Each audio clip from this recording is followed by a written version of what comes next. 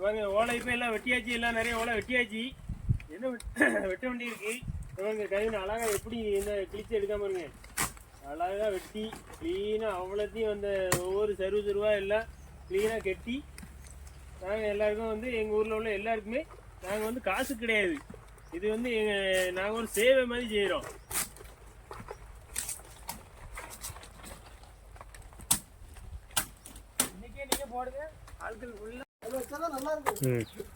இப்போ வந்து இந்த மலையோட மலையா நாளைக்கு வந்து இந்த திருக்கார்த்திகைங்கிறதுனால ஃபுல்லாக அவ்வளோ ஓலையும் வெட்டியாச்சு.